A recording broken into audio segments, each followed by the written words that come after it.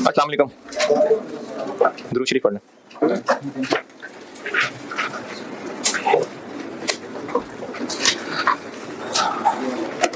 यहाँ भी बारिश है क्या? इसका मतलब गए ये लोग, तो काम नहीं ला सके और गए, ड्रॉप कर गए, ऑनलाइन पे चले गए। यार वो तो आप लोग कहते हैं पढ़ा नहीं जाता, तो फिर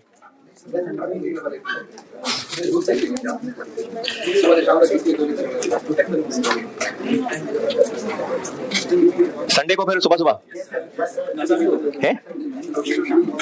नहीं यार नहीं। FR1 क्या? कल क्या बात की थी?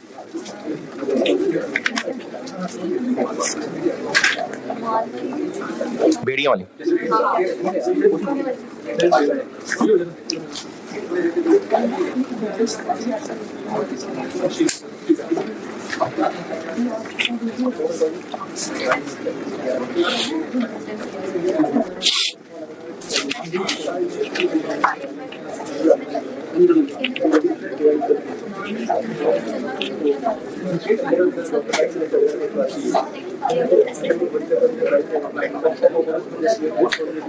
हसद क्या होता? हसद, हसद क्या होता?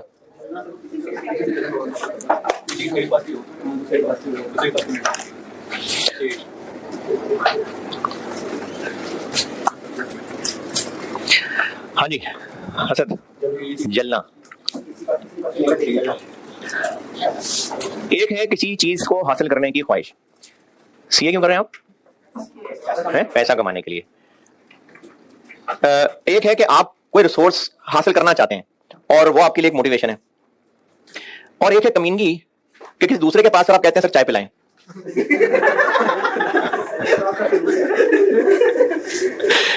अच्छा, हसद ये होता है कि दूसरे के पास क्यों है, मेरे पास क्यों नहीं है। और मोटिवेशन और हसद में ना बहुत थोड़ा सा डिफरेंस होता है कि किसी चीज की ख्वाहिश करने में कोशिश इस बात की कि मेरे पास वो फलानी अचीवमेंट आ जाए, ये अच्छी बात है, लेकिन साथ ये नेगेटिविटी कि उसके पास क्यों है, निकले उसके पास है, खत्म हो उसके पास है, ये नेगेटिविटी हसद है। और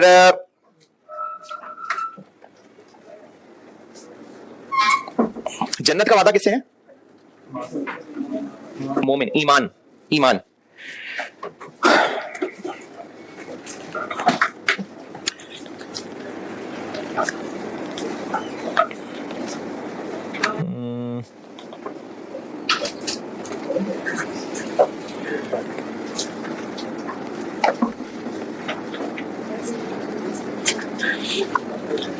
अगर आप सोफे पे बैठे हुए हैं कहीं और आपका कोई दोस्त भाई बहन जो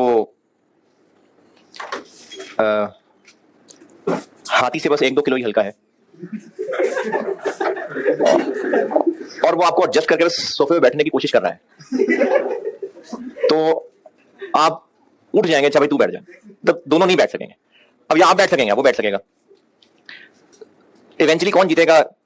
जिसमें ज्यादा ताकत होगी। जो निसाई 3109 सैयदना अबू हुरैरा रज़ियल्लाहु तआला अन्हु से रवायत है, रसूलुल्लाह सल्लल्लाहु अलैहि वसल्लम ने फरमाया बंदे के दिल में ईमान और हसद जमा नहीं हो सकते, यानी एक दिल के अंदर ईमान और हसद दोनों नहीं हो सकते। अगर ईमान के पास ज्यादा ताकत होगी तो हसद नहीं रहेगा, और अगर हसद ज्यादा ताकतवर होना शुरू हो जाएगा तो फिर ईमान निकल जाएगा। तो अगर हमारी जिंदगियों के अंदर हसद है तो ये बहुत खतरनाक बात है।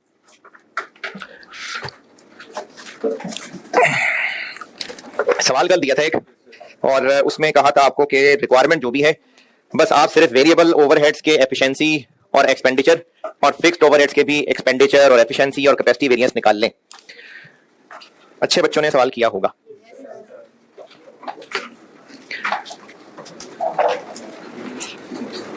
कितने हैं अच्छे बच्चे?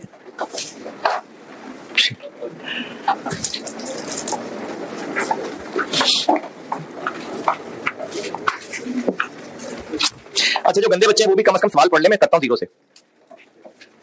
सवाल पढ़ ले, मैं करते लगाऊं।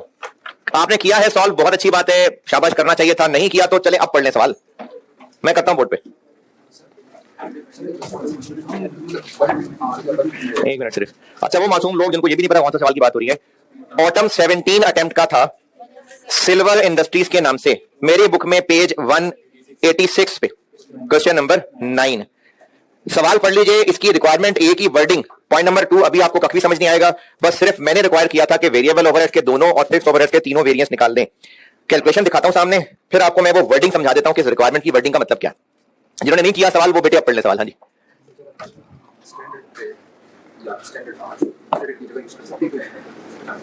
क्या करना है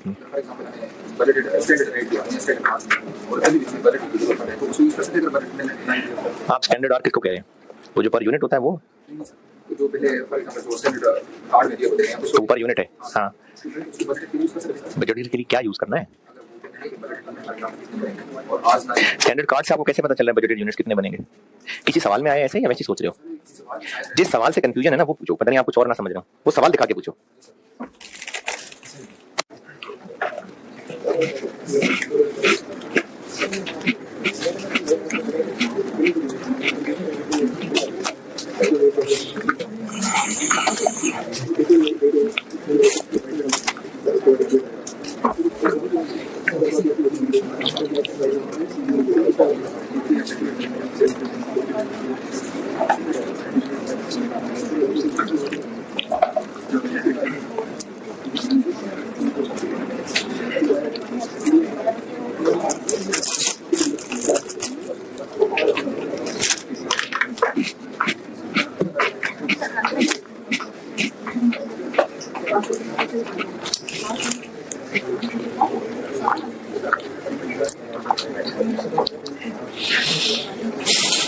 पार्ट ए रिक्वायरमेंट 1 क्या है? एफएच की एंट्रीज। चलें छोड़ें, दफा करें। पॉइंट नंबर 2, पॉइंट नंबर 2 की अंग्रेजी का मतलब मैं समझाता हूं। बस पॉइंट नंबर 2 की रिक्वायरमेंट जो मैंने कही थी वो ये थी कि हम लोग वेरिएंस कैलकुलेट करने लगे, और वेरिएंस कैलकुलेट करने हैं तो स्टैंडर्ड कार्ड बनाना पड़ेगा। अच्छा, सवाल में मटेरियल लेबर के वेरिएंसेस नहीं पूछे हुए, इसलिए डाटा भी नहीं है, तो चलो जितना है बस उससे काम चलाते हैं। वेरिएबल ओवरहेड्स और फिक्स्ड ओवरहेड्स, सिर्फ ये लाइनें लिख लेते हैं। ये बिजनेस मार्जिनल कॉस्टिंग फॉलो कर रहा है या एब्जॉर्प्शन? कैसे पता? लिखा हुआ है वेरिएबल और फिक्स्ड। स्टैंडर्ड कब बनता है? साल के शुरू में। बजट कब बनता है? तो ये स्टैंडर्ड कार्ड से ही बजट बनाया हुआ होता है। क्वांटिटी कहां है सवाल में, कहां ढूंढें? बजट की इंफॉर्मेशन से, अगर हम बजट से पर यूनिट निचोड़ लें तो वो स्टैंडर्ड ही होता है। तो बजट की इंफॉर्मेशन टेबल में आपको मिल रही है, यूनिट्स भी और टोटल आवर्स भी, तो डिवाइड कर लें। तो कितने आवर्स लगेंगे ये बात हम पूछ लेते हैं लाल बकरी से। किसको? किससे? 24,000 आवर्स 8,000 यूनिट्स के लिए, तो एक के लिए 3।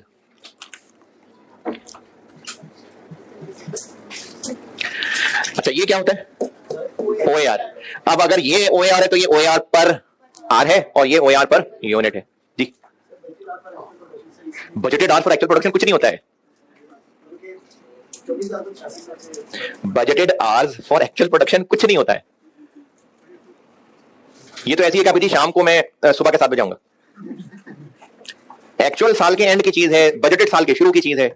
Budgeted hours for actual production कुछ नहीं होता। यह है स्टैंडर्ड कार्ड एक यूनिट के लिए। बजटेड यूनिट्स के लिए इसको इस्तेमाल कर लेंगे तो आंसर BH है। बजटेड यूनिट्स को 3 से मल्टीप्लाई करें तो वो BH होगा। लेक्चर नंबर 63 ओवरहेड्स का खास लेक्चर है। जब कोई मुश्किल लगे, तबीयत में बेचैनी हो, आप वो लेक्चर सुने। यह है स्टैंडर्ड कार्ड एक यूनिट का।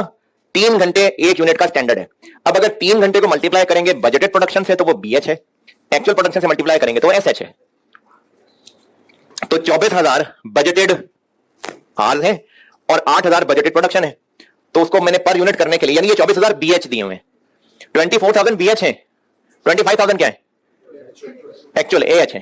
तो BH दिए हुए थे, पर यूनिट बनाने के लिए मैंने बजटेड प्रोडक्शन से डिवाइड किया। देखो, ये मैंने वो जो सीमा वाला सवाल दिन कराया था, बजट की इनकम स्टेटमेंट को अगर पर यूनिट जोड़ लेंगे तो वो स्टैंडर्ड है। तो बजटेड आवर्स दिए हुए हैं, बजटेड यूनिट्स दिए हुए हैं, डिवाइड कर ले तो 1 यूनिट का स्टैंडर्ड आ जाएगा। ये दोनों ढूंढते हैं कहां क्या इंफॉर्मेशन है। अगर टेबल में ही ढूंढे तो बजट की लाइन के सामने आपको ओवरहेड्स भी नजर आ रहे हैं, तो वो बजटेड ही होंगे। 3.6 मिलियन कौन से हैं? ये टोटल हैं, वेरिएबल एंड फिक्स्ड हैं ये। तो अगर उनको यूज कर लें तो ये निकलेगा, ये निकलेगा कौन सा? है, दोनों का टोटल निकलेगा,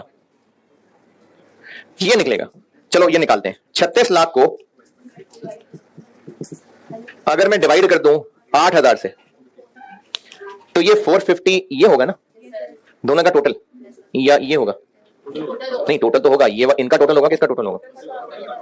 क्यों? क्योंकि मैंने यूनिट से डिवाइड किया है। तो अगर 8,000 से डिवाइड, अच्छा अगर 24,000 से डिवाइड कर लें तो वो ये आ जाएगा।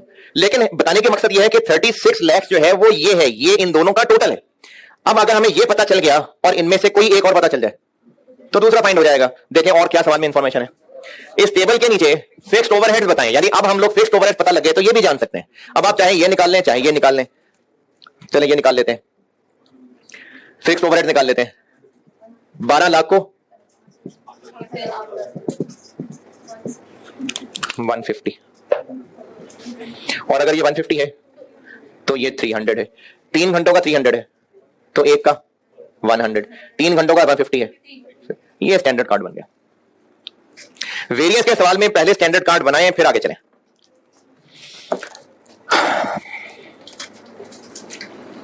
स्टैंडर्ड कार्ड वेरिएंसेस निकालते हैं। Variable overheads, spending variance, formula standard rate into actual hours minus actual rate into actual hours. Standard rate 100, actual hours दिए हुए हैं 25,000। ये क्या चीज होती है? एक्चुअल वेरिएबल ओवरहेड्स हैं कहीं? अब ये बिल्कुल वही काम है जो कल वाले सवाल में किया था। एक्चुअल वेरिएबल ओवरहेड्स नहीं दिए हुए, लेकिन एक्चुअल वेरिएबल फिक्स टोटल दिए हुए। तो अगर हम और कोई हिंट लें तो ओवर अप्लाइड बताए हुए हैं, यहां से हिंट मिला के जहां से हम पहुंच सकते हैं, पहले भी 2-3 दफा किया है। एक्चुअल फिक्स्ड ओवरहेड से, तो अगर एक्चुअल फिक्स्ड ओवरहेड पता लग गए तो 3.9 मिलियन में से माइनस करेंगे तो एक्चुअल वेरिएबल ओवरहेड्स आ जाएंगे। हमें अप्लाइड फिक्स्ड ओवरहेड पता लग सकते हैं कैसे? अगर 50 रुपए यूज करना है तो इंटू एसएच, और अगर 150 यूज करना है तो इंटू एक्चुअल प्रोडक्शन। तो एक्चुअल प्रोडक्शन दी हुई है, एसएच के चक्कर में फिलहाल नहीं पड़ते।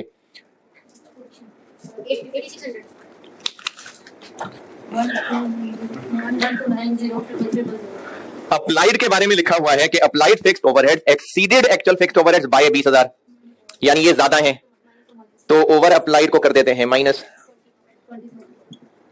एक्चुअल आ जाएंगे 1270। ये निकला है एक्चुअल फिक्स्ड ओवरहेड्स, जबकि तलाश शुरू किसकी की थी? एक्चुअल वेरिएबल की। अब आगे एक्चुअल टोटल दिए हुए हैं,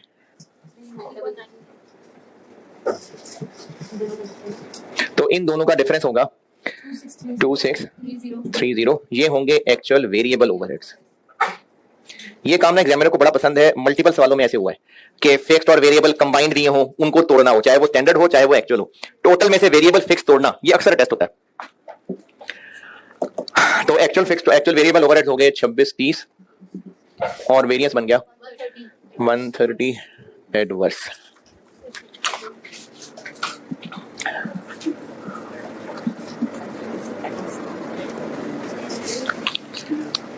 standard rate into standard hours minus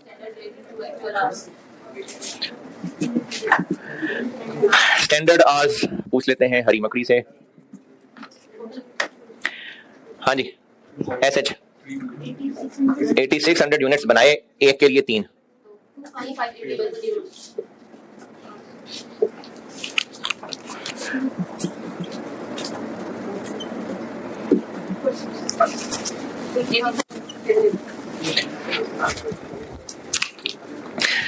जिन्होंने किया है वेरिएबल ओवरहेड्स में कोई एतराज, और जिन्होंने नहीं किया है उनको कोई एतराज?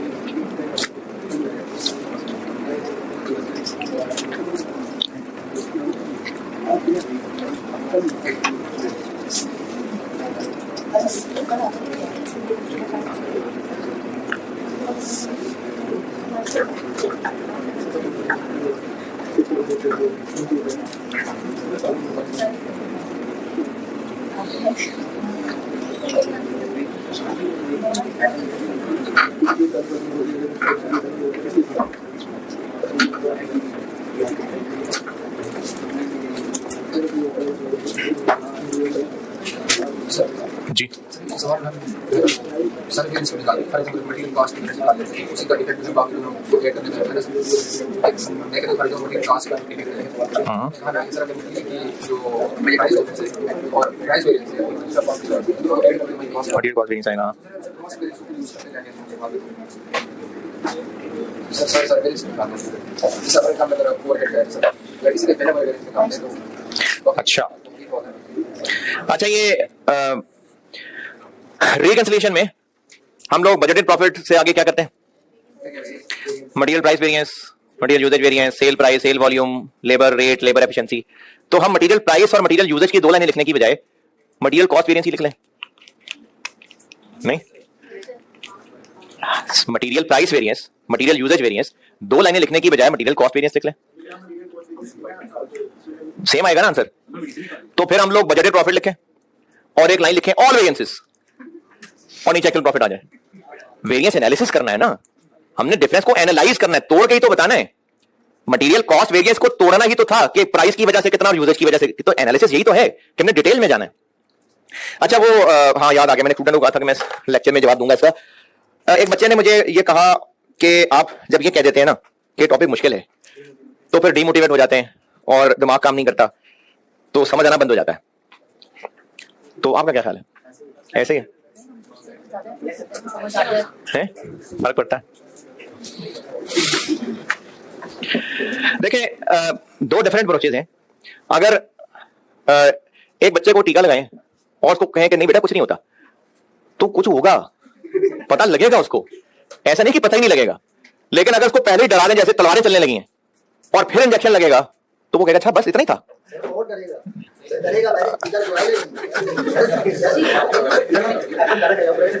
हाँ देखें किसी भी मुश्किल को हैंडल करने के लिए ना दो डिफरेंट अप्रोचेज हैं। जितने लोग भी, बड़ों की बात कर रहा हूं, छोटे बच्चा तो चलो टीके की तो मैंने वैसी मिसाल दे दी, वो तो बच्चे को तो पता नहीं था ना, बड़ों की बात कर रहा हूं। अगर उनको ये पता हो कि ये बहुत मुश्किल रास्ता है तो या तो वो डर के पीछे हट जाएं या फिर ज्यादा मोहतात होकर चलें, और जब वो ज्यादा मोहतात होकर चलेंगे तो फिर उनको शायद इतना मुश्किल नहीं लगेगा, उनको लगेगा अच्छा यही था बस इसको मुश्किल कह रहे थे। तो ये दो अप्रोचेज हैं। अब इसमें अगर ये किया जाए कि कहा जी बड़ा आसान है, रास्ते में आने शेर, लेकिन आज कोई बस नहीं, मैक्सिमम क्या होगा, मैक्सिमम एक झींगा आ जाएगा बस, और क्या होगा। तो ऐसा बताने से क्या होगा, वो बेफिक्र होकर चलेगा और शेर आ जाएगा तो क्रिच करके मार देगा शेर को, है कि झींगा ही तो था। भाई शेर के लिए मेंटली प्रिपेयर्ड ही नहीं था, तो फिर तो ज्यादा परेशान होगा। मैं आपको कहूं वेरिएंस बड़ा आसान है। अच्छा मेरी राय है, ये मेरी राय है, ये क्लास में मैं इसलिए बात कर रहा हूं क्योंकि ये मल्टीपल बच्चों का ये मानना हो सकता है कि आपने जब कह दिया मुश्किल है तो हमारा दिमाग बंद हो गया। तो मैं आपको इसलिए बता रहा हूं कि अगर मैंने ये कह दिया ना कि बड़ा आसान है और आपको सवाल करते हुए तो लग पता जाएगा कि आसान है कि नहीं है। अब जब मैंने ये कहा होगा ना कि बड़ा आसान था और आपको सवाल मुश्किल तो लगेगा ही लगेगा, तो आपको लगेगा मेरा इतना लेवल गिर गया हुआ है कि सर इसको आसान सा कह रहे थे, मुझसे यही नहीं हो रहा, तो ज्यादा डिमोटिवेट हो जाएंगे। मेरा ख्याल ये, इसलिए मैं डरा ज्यादा देता हूं, फिर जब गुजर जाते हैं तो फिर पता लगता है अच्छा ये तो इसलिए मैं इस तरह करता हूं। बाकी अगर आपको ये कहने से फायदा होता है कि आसान है, आसान तरीन सब्जेक्ट है कॉस्ट दुनिया का, बहुत आसान है ये। मैं ना क्लास सी में था तो गर्मियों की छुट्टियों में एक टीचर ने मुझे सारी कॉस्ट अकाउंटिंग पढ़ा दी थी, इतना आसान था ये। क्लास 3 के अंदर मैंने पढ़ ली थी, बड़ा आसान है कॉस्ट अकाउंटिंग, इंतहाई आसान है। आप चलते फिरते उठते बैठते, कभी वॉशरूम में देर हो जाती है, आप प्रोसेस कॉस्टिंग रिवाइज कर लें, आराम से हो जाएगी, आराम से, कोई मसला ही नहीं है। तो जिनको इससे फायदा होता हो तो ये था। अच्छा बेटे मैं ना देखिए, मैं आपको ये बताना चाह रहा था कि दो अप्रोचेज हैं। मेरी अप्रोच बहरहाल ये है कि डराता ज्यादा हूं ताकि फिर आप ज्यादा मोहतात हो जाए, क्योंकि अगर नहीं डराऊंगा तो फिर आपको लगेगा कि ये तो बड़ा मुश्किल है, सर तो कहते हैं बड़ा आसान है, तो इसलिए डरा ज्यादा देता हूं। लेकिन बिला वजह नहीं डराया, बहुत मुश्किल है कि नहीं है? हाँ जाग रहे हो भी तो भी नहीं बताना फिर? हाँ जो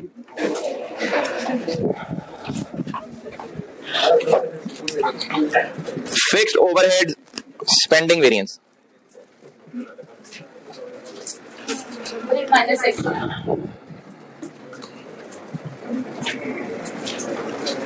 छोटी छोटी होगी वैसे कि नहीं होगी? नहीं होगी भी, नहीं होगी। Budgeted minus actual, budgeted fixed overheads दिए हुए हैं 12 लाख माइनस एक्चुअल 1270000, तो 70,000 negative. Fixed overheads efficiency variance,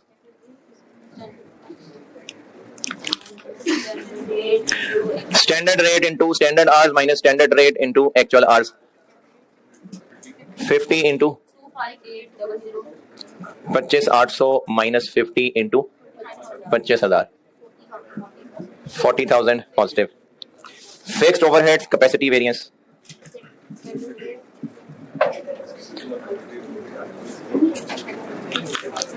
हाँ जी, standard rate into actual hours minus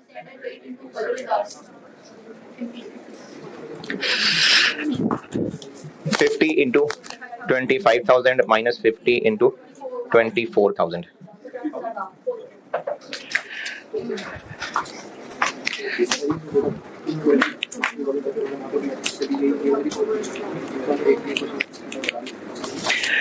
अच्छा, अभी इस मसले के अलावा कि कैसे पता चल रहा है कि variable overhead spending variance efficiency variance fixed overhead spending efficiency capacity निकालने हैं, ये कैसे पता चल रहा है? अभी ये नहीं बताया, अभी बस मैंने कहा था निकालने हैं। कैसे किए हैं इसमें बताएं, कोई मसला है तो। हाँ जी यार, वो मर तो नहीं गया, ठीक हो? हाँ जी, क्या नहीं समझ आया? बॉक्स में तो मैंने बहुत कुछ लिखा है, 2 लिखा हुआ है, ये 30, 100, 150, कौन सा वाला बड़ा बॉक्स? इसमें से क्या, ये क्या किया है? कल थे क्लास में, पक्की बात है, और वो एंड तक थे, आलोक एंड बहुत एंड पे चला गया था, लेकिन ये एक्चुअल वेरिएबल ओवरहेड्स हैं। हमें एक्चुअल वेरिएबल ओवरहेड सवाल में दिए होते तो यहां लिख लेते। एक्चुअल वेरिएबल ओवरहेड देने की बजाय फिक्स्ड और वेरिएबल टोटल दिए हुए हैं। ये जो पहला सवाल में टेबल दिया हुआ है, इसमें आखिरी कॉलम समझ आ रहा है क्या है? क्या है? एक्चुअल नहीं है, आखिरी कॉलम कह रहा हूं, कॉलम कॉलम। हाँ बेटे, आपसे पूछ रहा हूं, बताओ ना यार, टेबल में आखिरी कॉलम क्या है? कंबाइन है ना, वेरिएबल एंड फिक्स्ड ओवरहेड मतलब कंबाइन है, और इसमें लास्ट लाइन एक्चुअल की है, तो एक्चुअल वेरिएबल और फिक्स्ड टोटल दिए हुए हैं, जबकि हमें जहां पर लिखने थे सिर्फ वेरिएबल और यहां पर चाहिए थे सिर्फ फिक्स्ड एक्चुअल। इसमें एक्चुअल फिक्स्ड ओवरहेड चाहिए, ये एक्चुअल वेरिएबल ओवरहेड चाहिए, जबकि दिया आपको इन दोनों का टोटल हुआ है। तो इनको तोड़ना कैसे है, इसके लिए हिंट ये दिया हुआ था, ये पहले भी 2-3 सवालों में कर चुके हैं कि आपको अप्लाइड अंडर या ओवर से एक्चुअल फिक्स्ड ओवरहेड मिल सकते हैं। कैसे? पहले OAR से अप्लाइड फिक्स्ड ओवरहेड्स निकाले, OAR per unit into actual production, applied fixed overheads आ गए। सवाल में लिखा हुआ है कि applied fixed overheads actual fixed overhead से 20,000 ज्यादा हैं, तो इसमें से 20 माइनस किए, एक्चुअल फिक्स्ड ओवरहेड्स आ गए। अब ये जो सवाल में 3.9 मिलियन दिए हुए थे टोटल, इसमें से फिक्स माइनस किए तो एक्चुअल वेरिएबल रह गए। ये यहां इस्तेमाल कर लिए, और जो एक्चुअल फिक्स्ड है वो यहां इस्तेमाल कर लिए। और पूछे मसला?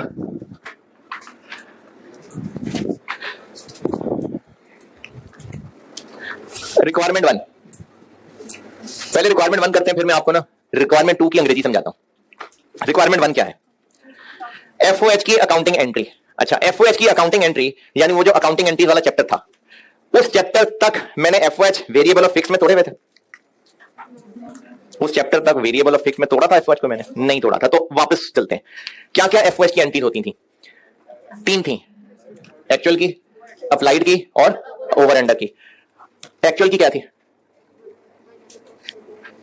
एक्चुअल FOH की एंट्री, FOH कंट्रोल डेबिट और कैश या पेएबल या एक्यूमुलेटेड डेबिट। इस सवाल में कहीं, अच्छा फिर बता रहा हूं, इन एंट्रीज को करते हुए कहीं हमने तब तक फिक्स्ड और वेरिएबल तोड़े हुए थे या टोटल ही चल रहे थे? टोटल थे ना, तो टोटल एक्चुअल FOH कहां है सवाल में? तो ये एंट्री कितने से हो जाएगी?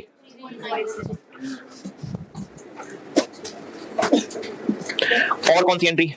अप्लाइड वाली। क्या एंट्री होती है अप्लाइड की? वर्क इन प्रोसेस डेबिट और FOH कंट्रोल क्रेडिट। किस अमाउंट से? अप्लाइड से। तो अप्लाइड कैसे निकालें? 450 per unit into actual production, हाँ जी 3870। अच्छा ये ना मैं वेरिएंस से पिछले दिनों की बात कर रहा हूं, वेरिएंस, मार्जिनल एब्जॉर्प्शन, इससे भी पहले की बात कर रहा हूं। प्रोसेस कॉस्टिंग पढ़ते पढ़ते आपको मैंने डबल एंट्री वाला चैप्टर पढ़ाया था, कॉस्ट फ्लो इन प्रोडक्शन। उसमें ये 3 एंट्रीज पड़ी थी, एक्चुअल एफओएच को रिकॉर्ड करने की, अप्लाइड एफओएच को रिकॉर्ड करने की और अंडर ओवर अप्लाइड को रिकॉर्ड करने की। अभी मैं वेरिएंस से पीछे आ गया, देखा साइड पे आ गया बिल्कुल। एक्चुअल एफओएच की एंट्री, अप्लाइड एफओएच की एंट्री, और इन एंट्रीज को करते हुए हम एफओएच कौन से ले रहे होते हैं, फिक्स या वेरिएबल? टोटल ले रहे होते हैं ना। तो अप्लाइड के लिए मैंने 450 पर यूनिट लिया है, 450 पर यूनिट ओएआर है इनटू एक्चुअल प्रोडक्शन, तो ये आ गया अप्लाइड एफओएच। तीसरी एंट्री अंडर है ओवर है, अप्लाइड ये है, एक्चुअल ये है, अंडर अप्लाइड है। और अंडर अप्लाइड कहां चार्ज करना है सवाल में बताया होगा। तो अंडर अप्लाइड की entry P&L debit, FOH control credit, कितना 30,000।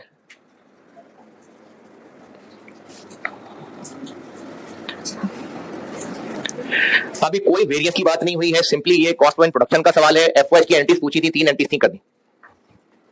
पीछे सोल्यूशन में मैंने चूंकि आईके वाला कॉपी कर लिया था तो उन्होंने सबको नेट किया हुआ है, मैंने अलग अलग कर दिया। मैंने आपको अलग अलग बताई है तो मैंने अलग अलग कर दी।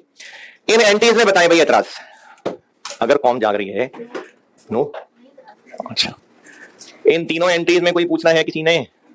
जी एंट्री उलट हो जाती। Point 1 done. अच्छा मैंने आपको जिस तरह से अंडर ओवर अप्लाइड कैलकुलेट करवाने के लिए पिछले चैप्टर में मार्जिन एब्जॉर्प्शन में मैंने क्या प्लस माइनस करवाया हुआ, किस में से क्या माइनस? अप्लाइड में से एक्चुअल माइनस। और इसीलिए जो आंसर नेगेटिव में लिया था उसको हम अंडर अप्लाइड कह रहे थे, ठीक है, माइनस में अंडर अप्लाइड ले रहे थे हम। अब एक काम ये करें कि ये जो पांचों वेरिएंस निकले हुए हैं इन पांचों को कंबाइन करें, 1 2 3 4 5, पांचों को कंबाइन करिए, माइनस 30,000। चले अब समझे जरा साइंस।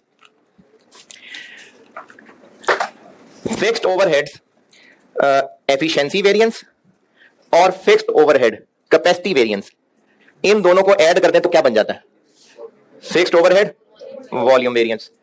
ये जब फिक्स्ड ओवरहेड्स पढ़ा रहा था लेक्चर नंबर 63 तो ये वहां की थी बात।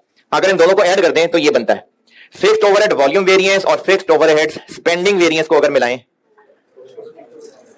तो वो फिक्स्ड ओवरहेड का टोटल कॉस्ट वेरिएंस बन जाता है।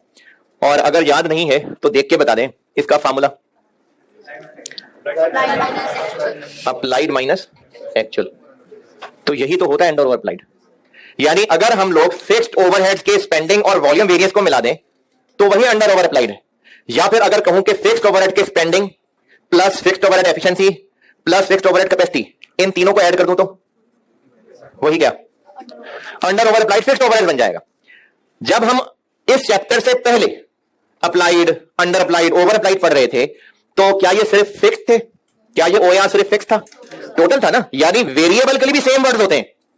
आदो के पिछले चैप्टर में हम कर सिर्फ फिक्स को रहे थे, वरना ओएआर वेरिएबल का भी है। ये कौन सा अप्लाइड है? सिर्फ फिक्स्ड है? दोनों हैं। ये कौन सा अंडर अप्लाइड है? सिर्फ फिक्स्ड है। यानी वेरिएबल में भी अप्लाइड अंडर अप्लाइड बहरहाल होते हैं। तो इन तीनों को जोड़ना fixed overhead under over applied आ गया। ये बात समझ आती है कि बेहोश पड़े में जितने लोग जाग रहे हैं? Fixed overhead spending variance, fixed overhead volume variance को मिलाएं तो अंडर ओवर अप्लाइड, या अगर इसको तोड़ दें fixed overhead spending variance plus fixed overhead efficiency plus fixed overhead capacity, इन तीनों को मिलाएंगे तो क्या बनेगा? Under over applied fixed overhead. यही सलूक, यही टर्म्स अगर मैं फिक्स्ड की बजाय वेरिएबल के लिए बोलूं, यानी वेरिएबल स्पेंडिंग और वेरिएबल एफिशिएंसी को ऐड करेंगे तो अंडर ओवर वेरिएबल बन जाएगा। और अगर मैं इन सबको ऐड कर दूं तो यही 30,000 बन जाएगा। इसीलिए 30,000 बन रहा है इन पांचों को ऐड करके। ओके अब अंग्रेजी पढ़ते हैं। Point number 2 required. पहला वर्ड छोड़ के आगे क्या लिखा है? जस्ट पहला वर्ड छोड़े, आगे क्या लिखा है? Under over applied FOH, fixed FOH के वेरिएबल एफओएच, दोनों की बात हो रही है ना। अंडर और ओवर अप्लाइड एफओएच यानी 30,000। पिछला वर्ड क्या है? एनालाइज। ये वर्ब है एनालिसिस का, वर्ब नाउन। एनालाइज वर्ब है, एनालिसिस का वर्ब एनालाइज है। तो वो कह रहा है आपसे एनालाइज करने को, मतलब वेरिएंस एनालिसिस करने को, और वेरिएंस एनालिसिस करना है। एनालाइज 30,000 आगे इनटू, यानी इसको फॉलोइंग वेरिएंसेस में तोड़ना है। क्या क्या? इधर मेरे बोर्ड पे भी देखिएगा क्या क्या है? एक्सपेंडिचर। ये देखें एक्सपेंडिचर, आगे एफिशिएंसी एंड कैपेसिटी। तो अंडर ओवर अप्लाइड एफओएच को तोड़ें, एनालाइज इनटू इन पांचों में। अच्छा, अगर वो कहता analyse under over applied fixed overheads, तो फिर ये इन तीनों की बात कर रहा होता। अंडर ओवर अप्लाइड ओवरहेड्स, तो फिर पांचों की बात करना। ओके, तो ये वर्डिंग बड़ी पसंद है एग्जामिनर को, ये मल्टीपल टाइम्स टेस्ट हुई है कि ओवरहेड्स के अंडर ओवर अप्लाइड का कहा हो और फिर उसको एनालाइज इनटू, तो इसका मतलब ओवरहेड्स के वेरिएंसेस निकालने को कह रहा है। और एक काम इसमें इखलाकन और कर दें कि जब ये पांचों वेरिएंस निकाल लें तो इन सबका ना एक ग्रैंड टोटल कर दें, जो कि क्या निकला, नेगेटिव। और हमने जो फार्मूले जैसे बनाए हुए हैं, नेगेटिव अंडर अप्लाइड आता है कि ओवर अप्लाइड, तो इसको कह दें अंडर अप्लाइड। ये अब ऑफिशियली पार्ट 2 का आंसर बन गया। पांचों वेरिएंस निकालने के बाद एंड पे इनका ग्रैंड टोटल कर दें और उसको कह दें ओवर या अंडर अप्लाइड एफओएच। ये है पॉइंट 2 का सॉल्यूशन, ये पॉइंट 1 का है और ये सारा पॉइंट 2 का सॉल्यूशन।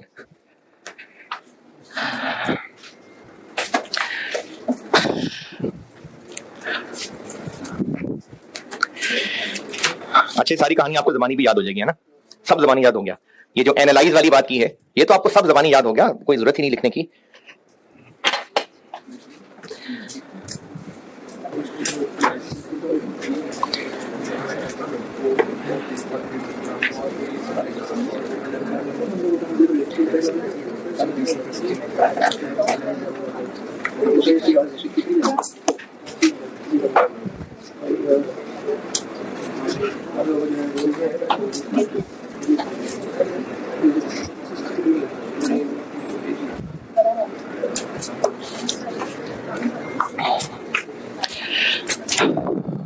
बता दूं,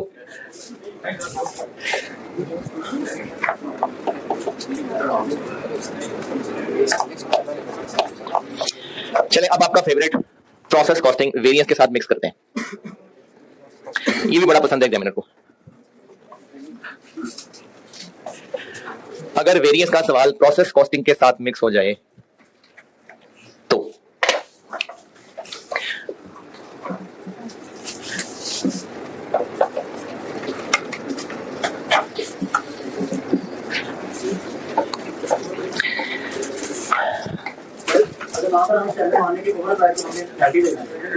किसको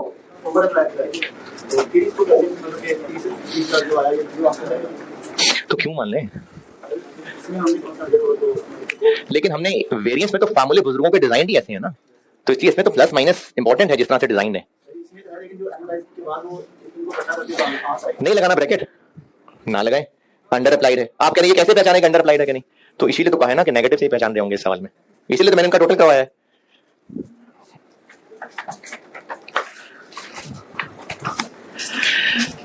अच्छा, इस सवाल में करना क्या है, ये तो बड़ा आसान सा काम है, मैंने बता देना है, लेकिन पहले कॉन्सेप्ट समझाना हूं, इसकी कहानी सुन लें। नहीं सुननी तो सीधी सवाल पे आते हैं। नहीं सुननी, दो मिसालों से बताता हूं। Opening work in process,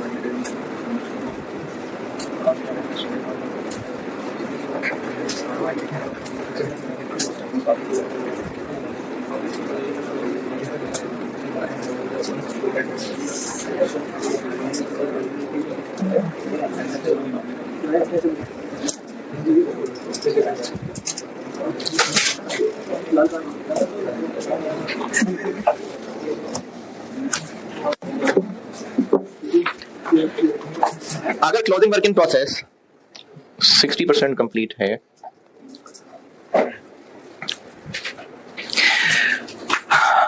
standard card था, अच्छा ये अगर का लफ्ज ऐसे ही लगा दिया मैंने, अगर नहीं है, बस वर्क इन प्रोसेस 60%। और स्टैंडर्ड कार्ड में डायरेक्ट लेबर है 3 आवर्स और ये है 100 रुपए। लेबर एफिशिएंसी वेरिएंस का फार्मूला,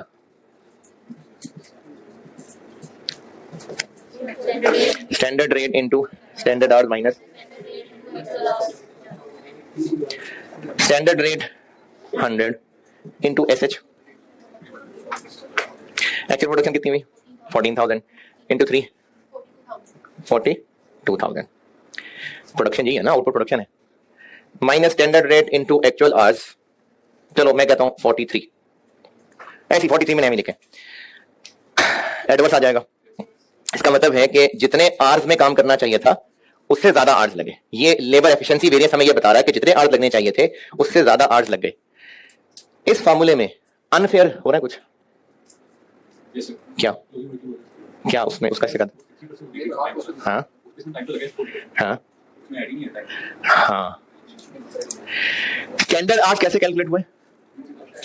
जो 14,000 यूनिट्स बने उनके लिए इतने घंटे लगने चाहिए थे। अब हमें बजाहिर ये लग रहा है कि ये 14,000 यूनिट्स के लिए लगने चाहिए थे और 14,000 यूनिट्स के लिए इतने लगे। नींद आ रही है? तो फिर 14,000 यूनिट्स के लिए कितने घंटे लगे? ये 14,000 के लिए है सिर्फ नहीं, ये 14,000 के लिए भी है और 60% सही, लेकिन इन 6,000 यूनिट्स पे भी काम हुआ है। तो इस महीने में वर्कर्स ने इन 14,000 यूनिट्स पे भी काम किया है, 6,000 यूनिट्स पे भी काम किया है। तो एक्चुअल आवर्स हम ले रहे हैं उनके इन पे भी और इन पे भी, जबकि कंपेयर उनको किन स्टैंडर्ड आवर्स से कर रहे हैं? सिर्फ 14,000 वाले थे। तो ये फेयर नहीं है, नहीं समझ आई? ये 14,000, ये जो 43,000 लोगों ने आवर्स लगाए हैं उन्होंने 14,000 यूनिट पे तो काम किया ही है, 6,000 यूनिट पे 60% तो काम किया ही है ना। तो इन लोगों की इस परफॉर्मेंस को हम 14,000 के स्टैंडर्ड से थोड़ी कंपेयर करेंगे, ये तो अनफेयर हो जाएगा। ये अनफेयर है। एक और मिसाल बताता हूं, फिर बताता हूं करना क्या है। चलिए एक और मिसाल देख लें।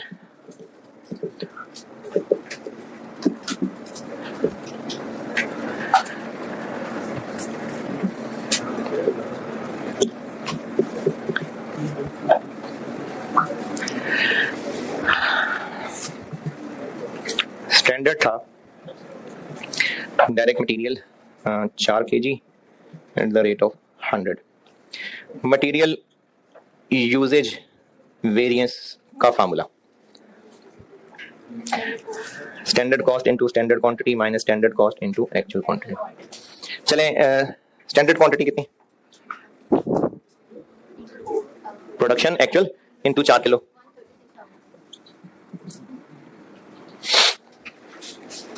Minus standard cost into actually कितने किलो लगे? चले मैं कहता हूं 130 लगे। क्या अनफेयर है इसमें? हम इस 1,36,000 को 34,000 यूनिट्स के लिए इतना मटेरियल लगना चाहिए था। बाजार क्या लग रहा है कि मटेरियल कम लगा, जबकि मटेरियल असल में तो लगा ही सिर्फ इन पे, इन 4 पे तो पिछले महीने लग गया था। तो हम ये जो एक्चुअल क्वांटिटी ले रहे हैं वो सिर्फ इन पे लगा हुआ मटेरियल है, जबकि हम एसक्यू ले रहे हैं इस 34,000 पे लगा हुआ। तो जब भी बीच में opening closing work in process आ जाएगा तो जो अब तक पढ़े थे फार्मूले उसमें फेयर कंपैरिजन नहीं होगा।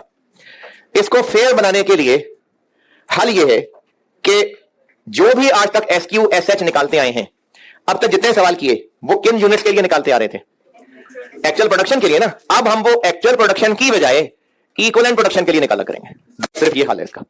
आज तक हमने जितने भी SH SQ AH AQ actual production के लिए निकाले थे, अब वो एक्चुअल प्रोडक्शन की बजाय इक्विवेलेंट प्रोडक्शन के लिए निकला करेंगे।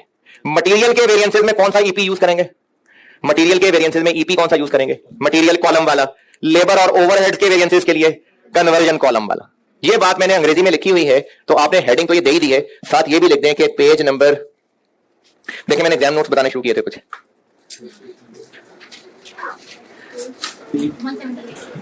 और इसमें नोट नंबर देख लें आप 5।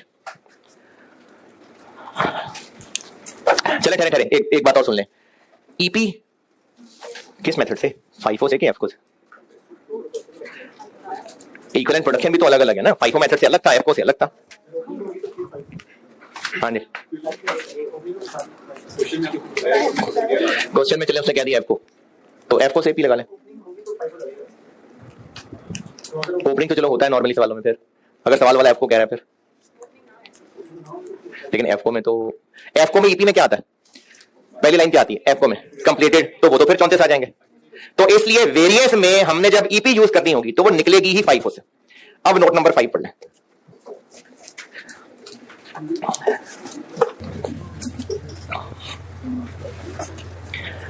नोट 5 पढ़ने को कहा था।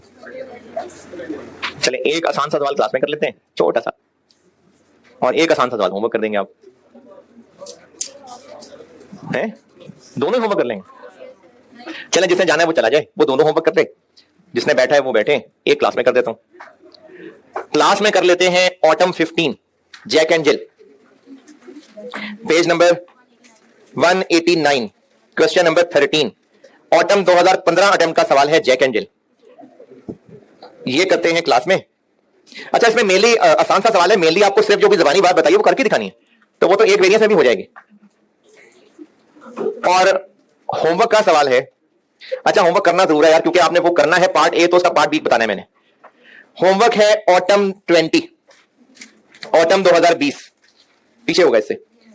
ऑटम 2020 क्वेश्चन नंबर मेरी बुक में 4, पेज नंबर 183। ऑटम 20 अटेम्प्ट का सवाल है सियारा पाकिस्तान लिमिटेड। और इसके सवाल के अंदर एक दो वर्ड जो थे ना वो एग्जामिनर से गलती से गलत हो गए थे। मैं मानता हूं, बल्कि मुझे यकीन है कि इस बेचारे से गलती हुई है, तो मैंने ना फिर वो वर्ड्स अमेंड करके ही बुक में डाले हैं। वो क्या गलती से गलत हुए थे वो आप सवाल करके आएंगे तो बताऊंगा। पार्ट ए रिक्वायर्ड है आपसे, पार्ट बी में पार्ट ए करके आएंगे तो पार्ट बी बताऊंगा।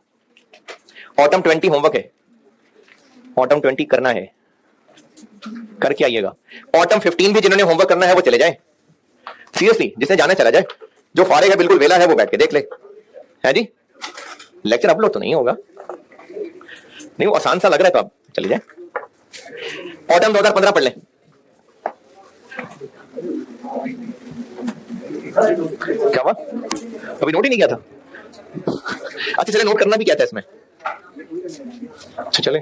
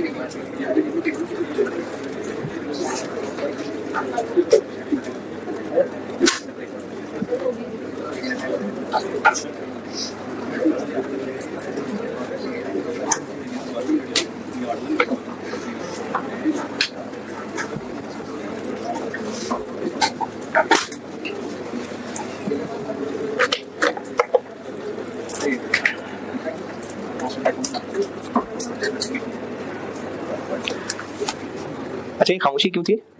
क्या पढ़ रहे थे आप? ऑटम 15 पढ़ रहे थे आप? पढ़ लिया? पढ़ ले पढ़ ले पढ़ ले।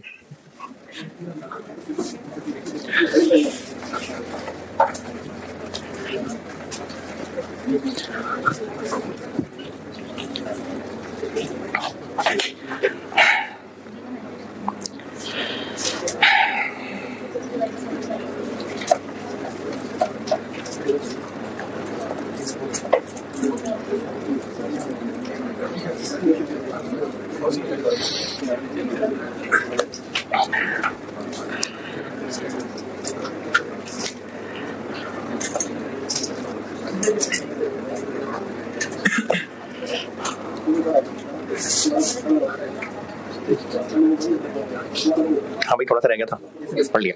पार्ट ए, ये तो आपके बाएं हाथ का खेल है ना, इक्विवेलेंट प्रोडक्शन है, तो इक्विवेलेंट प्रोडक्शन से पहले क्वांटिटी स्केड्यूल बनाना पड़ेगा। ओपनिंग वर्क इन प्रोसेस,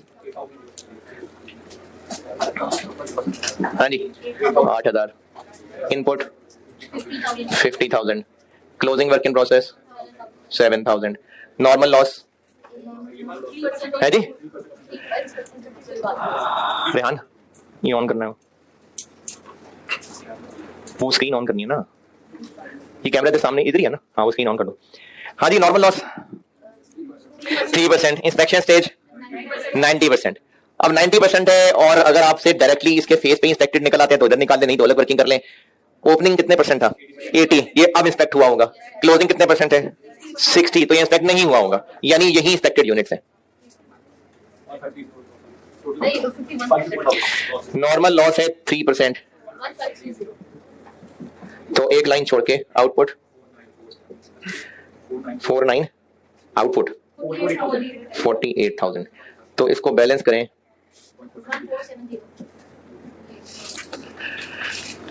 ये तो ऐसी एफसीसी बन जाएगा, है ना। अच्छा, मैंने ना प्रोसेस कॉस्टिंग में केस प्रोसेस 2 का केस 3 पढ़ाते हुए बात की थी, दोबारा बता रहा हूं, अगर आप भूल गए हैं या बिल्कुल भी नहीं पता तो आप लिख लें कि अगर प्रोडक्ट और मटेरियल की क्वांटिटीज डिफरेंट हैं तो क्वांटिटी स्केड्यूल में किसकी क्वांटिटी आती है?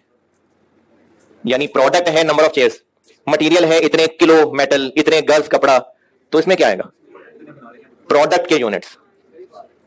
प्रोडक्ट के यूनिट्स क्वांटिटी डिफरेंट है, मटेरियल की डिफरेंट है। प्रोडक्ट है इतने नंबर ऑफ पैकेट्स, मटेरियल है इतने किलो, तो यहां पर नंबर ऑफ पैकेट्स चलने, आउटपुट क्या है? प्रोडक्ट ना। तो जब प्रोडक्ट और मटेरियल की क्वांटिटीज डिफरेंट हैं तो क्वांटिटी स्केड्यूल, ईपी, वो प्रोडक्ट के लिए बनना है। प्रोसेस कॉस्टिंग में नॉर्मली ऐसा नहीं होता था, वहां सब कुछ केजीज में ही होता था, लेकिन वेरियस में तो हो गई ऐसे। तो प्रोडक्ट के यूनिट्स और मटेरियल के अगर डिफरेंट तरह मेजर होते हैं तो क्वांटिटी स्केड्यूल प्रोडक्ट का बनता है। अब बन जाएगा ईपी।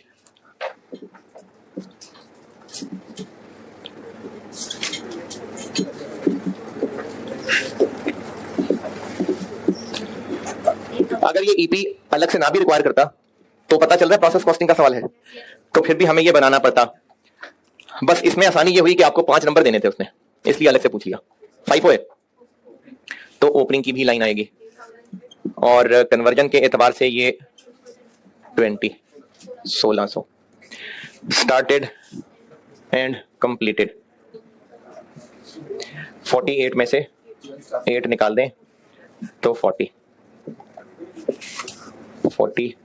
और 40। Closing work in process 7,000, material पूरा है, कन्वर्जन 60% है। 7,000 और 4,200। एबनॉर्मल लॉस 1,470, मटेरियल पूरा है और कन्वर्जन स्टेज ऑफ इंस्पेक्शन 100 और 90, 1,470।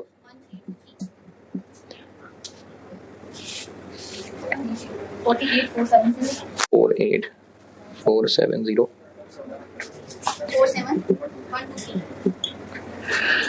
ये आगे जी 5 नंबर।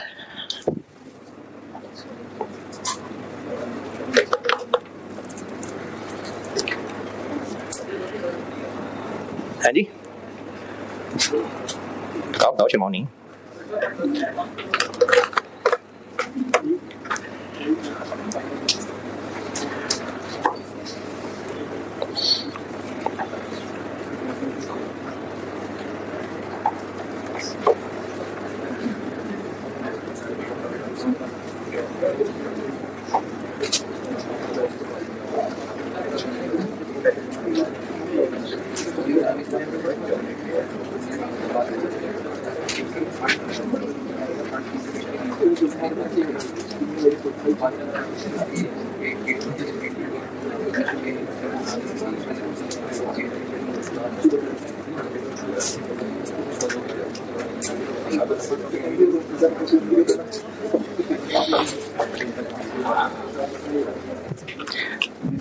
यार वैसे आसान सा तो है, नहीं हो नहीं जाएगा। अच्छा चल 2 निकाल देता हूँ बस। मटेरियल प्राइस वेरिएंस है, दो बस, सिर्फ दो। केस 1 है, केस 2 है।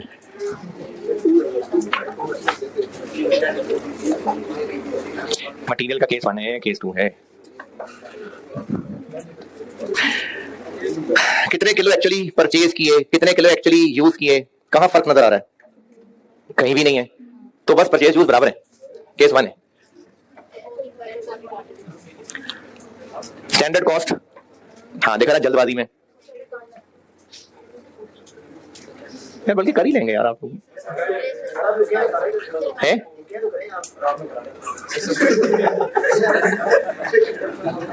डायरेक्ट मटेरियल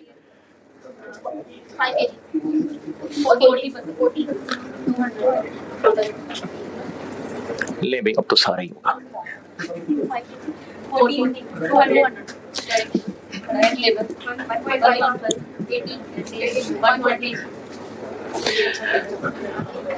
ये बिजनेस एब्जॉर्प्शन कॉस्टिंग फॉलो करता है कि मार्जिनल?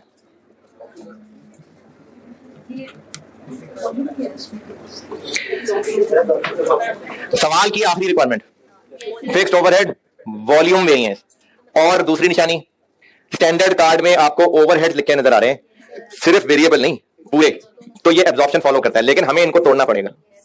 तो अभी पिछले सवाल में भी यही किया था। ये चूंकि लेबर से लिंक्ड है तो इसके लिए भी 1.5 कितना है वो यार?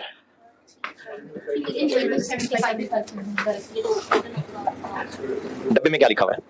130% ऑफ। अब आपने अगर इसका 130% लिया तो वो इसका टोटल आएगा, इसका 130 लिया तो इसका टोटल आएगा, जिसका मर्जी कर लें। 120 का कर लेते हैं, 120 का 130%, 156। अब इन दोनों में से कोई एक पता चल जाए तो दूसरा भी पता चल जाएगा। पिछले सवाल में भी बिल्कुल यही काम किया था। फिक्स्ड ओआर पता चल सकता है आपको, बजटेड फिक्स्ड ओवरहेड्स भी बताए हैं कितने हैं, और नहीं यहां नहीं कर रहा, मकड़ी से पूछते हैं। और नॉर्मल कैपेसिटी बताइए, 3 million divided by 75,000 hours units, तो इसका मतलब जो ओआर निकलेगा, ये फिक्स के सामने कहां लिखूं, ये इधर आएगा। अब इसको ऐसे ऐसे करके खेल लेते हैं, ये ये ये ये ये ये ये कुछ भी समझ नहीं आया। फिक्स्ड ओएआर नॉर्मल से ही डिवाइड करके निकालते होते हैं ना, हाँ तो नॉर्मल दी थी उसने निकाल ली। फिक्स्ड ओएआर नॉर्मल से नहीं डिवाइड करके निकालते। अगर सवाल में नॉर्मल दिया हो तो नॉर्मल से नहीं डिवाइड करते थे, ऐसे ही करते थे ना पिछले चैप्टर में। फिक्स्ड ओएआर निकालने के लिए नॉर्मल से डिवाइड करना प्रेफर्ड था, तो नॉर्मल दिया उसने से डिवाइड कर लिया। क्योंकि आर्स है तो आंसर भी पर आर आया है, इसलिए यहां लिखा है। अगर ये नॉर्मल प्रोडक्शन होती तो ये पर यूनिट आंसर आया होता, वो यहां लिखते। अब अगर ये पर आर है तो 1.5 घंटों का क्या बना, 60। 156 में से 60 निकाल दे तो ये 96। 96 अगर 1.5 घंटों का है तो डिवाइड करेंगे तो 64 आ जाएगा। ये स्टैंडर्ड कार्ड बन गया। तो यहां पर 40 इंटू एक्चुअल मटेरियल किलो कितना,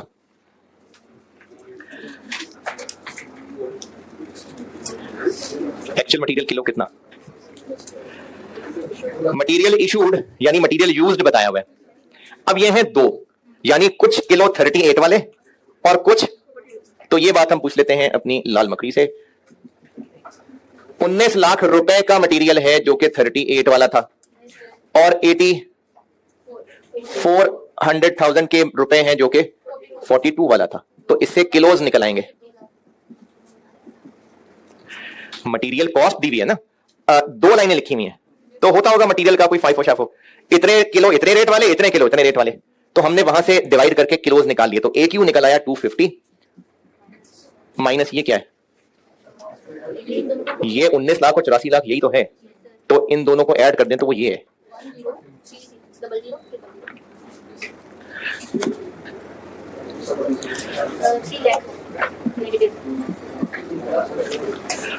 अच्छा एक और बस, एक बस, सिर्फ एक, मटेरियल यूजेज वेरिएंस,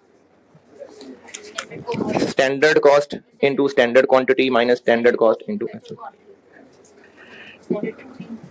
एसक्यू, यही जो अभी टॉपिक सिखाया है। अब मैं इस 5 किलो को किससे मल्टीप्लाई करूं? एक्चुअल प्रोडक्शन से नहीं, इक्विवेलेंट प्रोडक्शन से। ठीक है, बस ये सिखाया इसमें, सिर्फ ये फर्क पड़ेगा। हो गया सवाल, कर लिया आपने। पहले जो SQ SH वगैरह एक्चुअल प्रोडक्शन से मल्टीप्लाई करके निकलता था, अब वो एक्चुअल की बजाय इक्विवेलेंट से मल्टीप्लाई करेंगे। तो SQ निकालने के लिए 5 किलो इंटू ये पूछते हैं अपनी हरी मकड़ी से।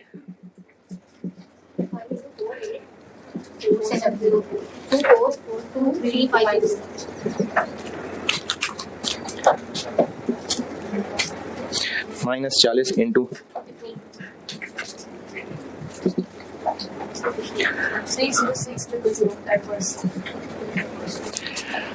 बाकी हो गया, हो जाएगा। SH कैसे निकालेंगे?